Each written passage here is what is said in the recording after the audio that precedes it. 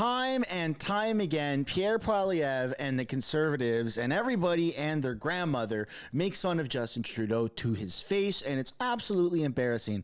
And sometimes Justin Trudeau tries to be a big boy and pull his pants up and fight back with his big words.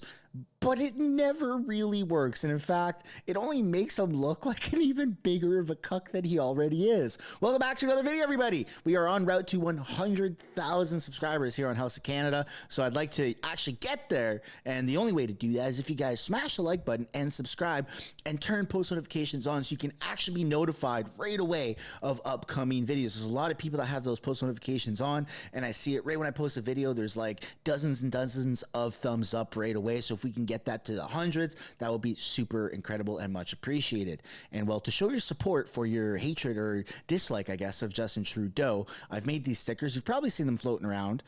Trudeau in jail. That's one of my favorites, absolutely. And there's a whole bunch of them, such as the same one that I have here on my microphone of Klaus Schwab penetrating Justin Trudeau, which is not a play on words, something that has actually been said. So I want you guys to sit back, relax, and watch Justin Trudeau try to stand up like a man. And, I think he sits down to pee. That's all I'm going to say. Here you go. Sure.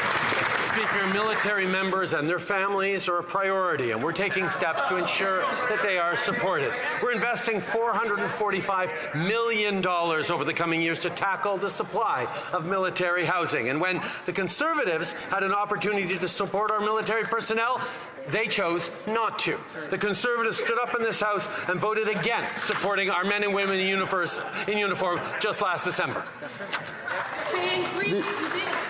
The Honourable Leader of the Opposition. Mr. Speaker, that is an outrageous non-response to the men and women who put their lives on the line for this country. He rewards them with a tent or a couch in someone else's basement to sleep in. After 8 years of this Prime Minister, there's a 177% increase in Bagotville and a 261% increase in the wait line for military housing. And now he plans a $450 rent increase on the people who protect our country.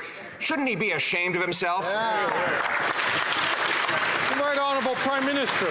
Mr. Speaker, we'll take no lessons from the Conservatives who nickel and dimed our military service members and veterans through 9 years of their time in office, and even dropped military funding to below 1% of GDP, Mr. Speaker. We will continue to step up, including with $445 million for military housing in the coming years, as we continue to honor and support the women and men who serve our country with their lives. Yeah, by providing them couches to sleep on instead of houses. He honors them with a $450 increase in their rent. Before this Prime Minister, we didn't have masses of military members living in tent cities, Mr. Speaker. They could put a roof overhead. In fact, we didn't have 30 tent cities in Halifax. We didn't have 2 million people lined up at food banks in lines that are reminiscent of the Great Depression. We didn't have young people forced to wait till they're age 40 to get a home. The good news is life was not like this before this Prime Minister, and it won't be like this after he's gone. The Right Honourable Prime Minister. Why doesn't he just say it straight out, Mr. Speaker? He's planning to make Canada great again. The reality is, Mr. Speaker, Canada is great. Canada is the best country in the world. And yes, there are challenges, and that's why we're... Yeah, it'd be even better without you as Prime Minister. $45 million for military housing, whether it's stepping up with dental care for vulnerable seniors or youth, whether it's cutting child care fees in half, Mr. Speaker, whether it's continuing to step up for vulnerable youth. We are going to be there for Canadians while he proposes cuts to services, cuts to programs, and cuts to the supports that Canadians need.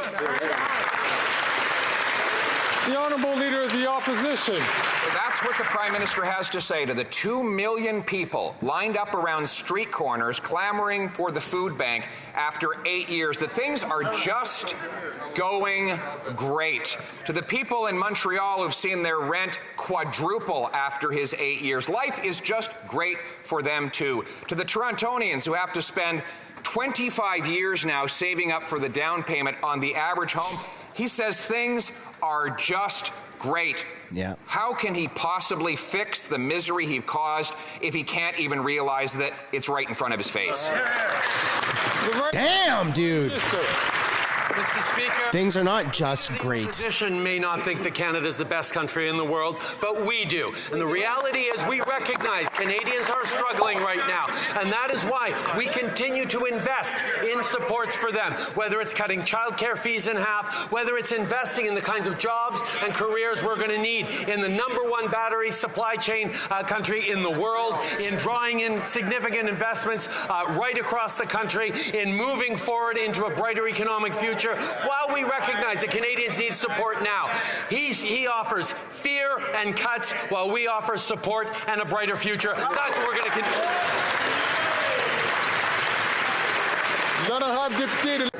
First, to protect the health and safety of its citizens. Yes, Second, exactly. to ensure the efficiency of its internal system.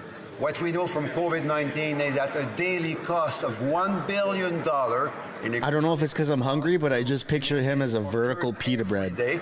What we know is that hundreds of thousands of hundreds I can't explain it. every week. But at the same time, this is no excuse for the type of recommendation and finding that the Auditor General deposited today, and that's why we are going to continue to implement. The honourable member from Brantford Brant. Mr. Speaker, as outlined by the Auditor General, the pandemic urgency can never justify corruption and oversight failures outlined in this report. The awarding of contractors favor GC Strategies, securing almost $20 million without competition. The CBSA's disregard for basic management practices compromised accountability, competition, and value for money. This Prime Minister is not worth the cost, crime, or corruption. Will fleeced Canadian taxpayers get their money back? The honourable. I would like some of that money back. Mr. Speaker, I agree with my colleague that a global pandemic and the rush to put in place a series of measures to protect the health and safety of Canadians. Bro, it's an app. You're making it sound like this is the front lines Public of service Germany or following something. the appropriate contracting rules that are in place. So, Mr. Speaker, we agree with the Auditor General when she says that those rules were not followed in a way that was acceptable.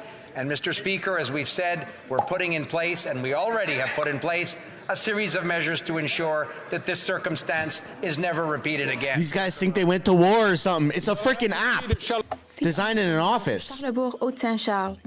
Mr. Speaker, today we found out about the Auditor General's disastrous report on ArriveCan. This confirms that there was a scandalous lack of oversight and transparency. In his mandate letter, the former president of the Treasury Board was supposed to, and I quote, raise the bar for government openness, efficiency, and transparency. The member for Quebec was responsible for auditing spending on these contracts totaling millions of dollars. Will the former president of the Treasury Board apologize to Canadians for having failed in his duties? The Honourable Minister of Public Services and Procurement Canada. Thank you, Mr. Speaker, and thank you to my colleague for reminding us of the importance of responsible government. A responsible government protects the health and safety of its people, especially in Which you do not. like COVID-19, which is the worst crisis in a century and the worst economic crisis since the 1930s. Caused by you guys. Act swiftly to save hundreds, thousands even of lives. But despite that, we find that the Auditor General's conclusions and findings are unacceptable, and next time we will have to do better. The Honourable Member for Charlebourg, Haute-Saint-Charles. Mr. Speaker, I would like to remind the Minister that he was President of the Treasury Board of Canada. It was his responsibility to ensure that public funding was properly managed. Now, during that period, during the pandemic, 23 companies received hundreds of millions of dollars in contracts. Businesses which were not named, they were listed as companies A, B, C, D, and so on the government. Ooh, that's sketchy. I did not know that. Committee in 2021. Today, we've received confirmation that there was, I quote, blatantly disregarded basic management practices. Can the former president of the Treasury Board admit that he failed in his duty to protect Canadian taxpayers' money?